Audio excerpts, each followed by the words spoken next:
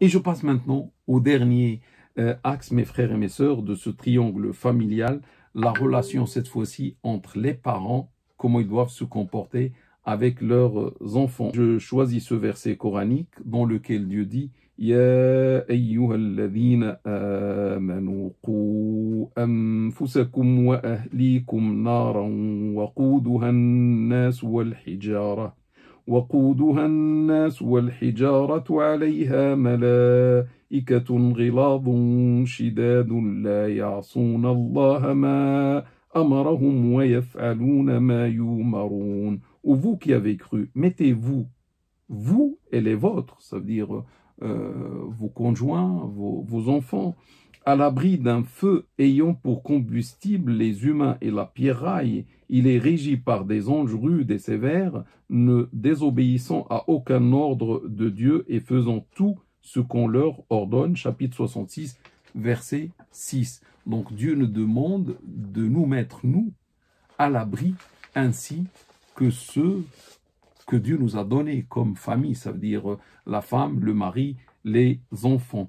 Et la meilleure protection contre le feu, mes frères et mes sœurs, c'est avec l'éducation.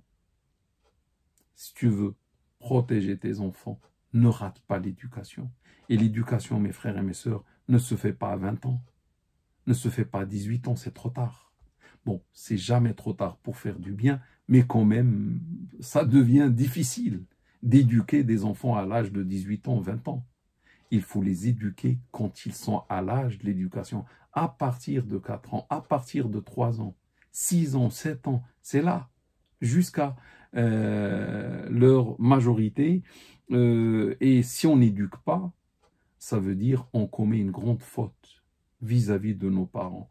L'éducation, éduquer les enfants, c'est un droit, c'est leur droit, et c'est un devoir pour nous. Parce que si les parents n'éduquent pas les enfants, qui va les éduquer? Qui va leur parler de Dieu et de la première éducation qui vient de la famille? Comme l'a dit ce verset coranique, Rabbirhamhuma kama rabbayani saghira. Seigneur, sois miséricordieux. C'est les enfants qui vont dire ça. Seigneur, sois miséricordieux envers eux, envers mes parents, comme ils m'ont élevé petit. Ça veut dire la cause de cette miséricorde qu'ils vont mériter, c'est parce qu'ils m'ont élevé, ils m'ont éduqué quand j'étais petit. Chapitre 17, verset 23. Mais si l'éducation était nulle, la miséricorde doit être nulle. Comment on peut prétendre à la miséricorde pour l'éducation alors qu'on a manqué l'éducation de nos enfants? On a négligé l'éducation de nos enfants. Le plus grand crime que peut commettre un père ou une mère, c'est négliger l'éducation de ses enfants à l'âge où ils ont besoin de cela, l'âge de 4 ans. Et nous, à l'âge de 4 ans, on dit ils sont encore petits, ils ne comprennent pas. J'attends un petit peu. C'est Shaitan qui te dit ça. J'attends un petit peu. Et à un certain moment, tu vas trouver que c'est trop tard. Ils ont atteint 14 ans, 15 ans, ils n'écoutent plus. Ça y est, c'est fini. Ils vont écouter l'extérieur plus que l'intérieur. Le prophète sallallahu alayhi wa sallam dit dans un hadith, chacun de vous est responsable et chacun de vous sera interrogé à propos de sa responsabilité unanimement authentique. Sachez, mes frères et mes sœurs, que l'éducation nécessite l'amour et la miséricorde. Pour éduquer les enfants, nous, on nous a enseigné avec l'acte, quand on était petit, que l'éducation se fait avec la ceinture, avec la violence, avec le bâton, etc. Non, tout ça c'est faux. L'éducation se fait avec l'amour et avec la miséricorde. En ce qui concerne l'amour, je vous donne un exemple qui prouve cela. Jacob, salat salam sur Yacoub, par son amour excessif à son fils devant la séparation, il a pleuré jusqu'au point de perdre la vue. Il ne va pas pleurer devant la séparation de son fils Joseph, salat salam s'il ne l'aimait pas. C'est cet amour qui l'a poussé à pleurer. Et il a pleuré jusqu'au point de perdre la vue. Le prophète sallallahu alayhi wa sallam, Mohammed, chaque fois où il perdait un fils, il pleurait. Et les larmes constituent un argument de l'amour, une preuve de l'amour.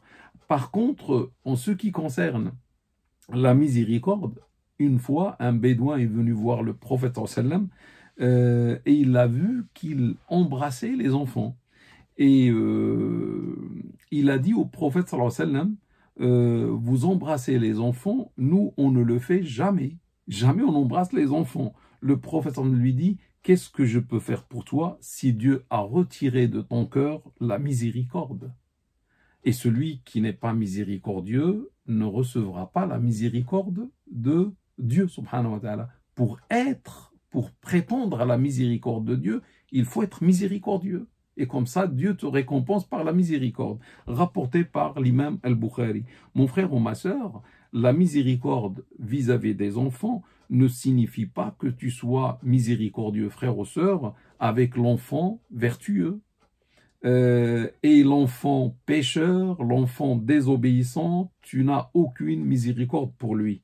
Au contraire, c'est cet enfant pécheur, cet enfant désobéissant qui mérite plus ta miséricorde.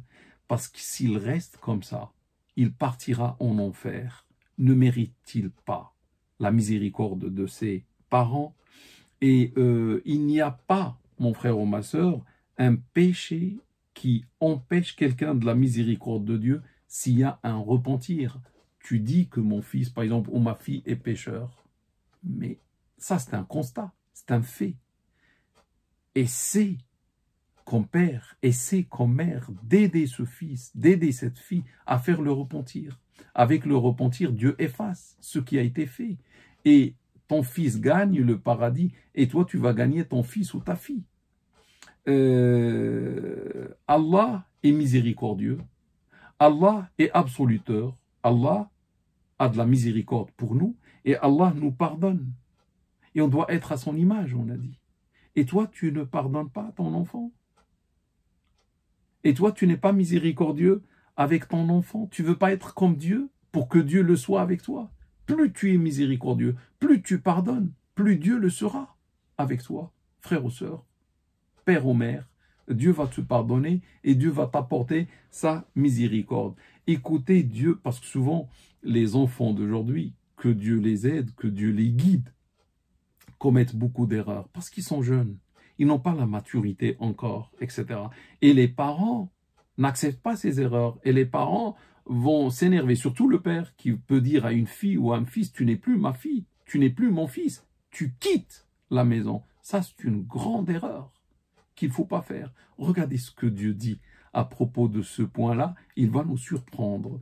Dieu dit Ya ayyuhalladhina amanu inna min azwajikum wa awladikum aduwwan lakum fahdharuhum. Ô vous qui avez cru, il y a parmi, c'est-à-dire certains parmi vos conjoints ou parmi vos enfants qui représentent des ennemis pour vous, qui sont des ennemis pour vous. Méfiez-vous d'eux. Méfiez-vous d'eux. Qu'est-ce que je vais faire? Mon conjoint, le conjoint, ça peut être le mari, ça peut être l'épouse. Hein. Et les enfants, c'est clair. Ou vous qui avez cru, il se peut que parmi vos conjoints, parmi vos enfants, vous ayez des ennemis pour vous. Méfiez-vous d'eux.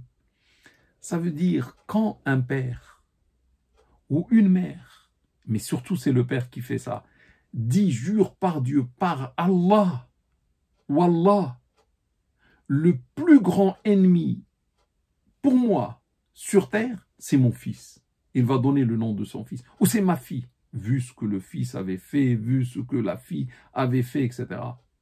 Bon, ça c'est un constat. Ton plus grand ennemi d'après toi, c'est ton fils. Par exemple, Hassan, Mohammed, je ne sais pas, ou ta fille Fatima ou Aïcha, ou je ne sais pas. Regarde Dieu ce qu'il va dire par la suite. وَإِن تَعْفُوا وَتَصْفَحُوا وَتَغْفِرُوا فَإِنَّ اللَّهَ غَفُورٌ رَحِيمٌ. Si vous pardonnez, vous tournez la page, vous agissez avec absolution, Allah est infiniment absoluteur et miséricordieux. Il vient de nous dire qu'il y a des ennemis. Il peut y avoir des ennemis parmi les conjoints ou les enfants. Et méfiez-vous d'eux. On s'attendait à ce qu'ils nous disent, Dieu quand même, il met des gens en enfer, etc. On s'attendait à ce qu'il va nous demander de les punir. de les exclure de la famille, etc. On s'attendait à ça. Mais il nous surprend.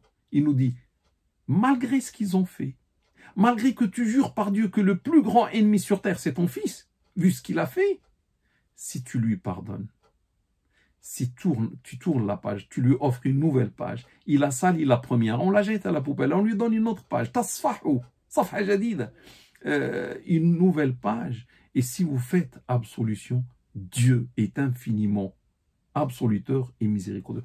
Dieu me propose de pardonner à mon fils ou à ma fille.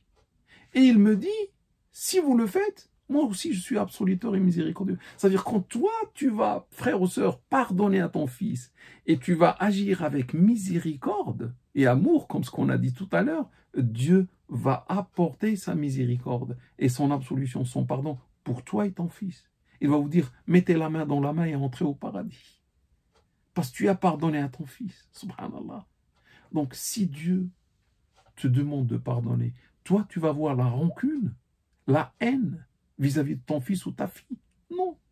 Et l'excuse vient de Dieu. C'est Allah qui te demande de pardonner. Le jour de la résurrection, s'il te dit, il a fait, pourquoi tu as pardonné? Tu vas dire, mais Seigneur, c'est toi qui me l'as demandé dans le verset coranique. Alhamdulillah.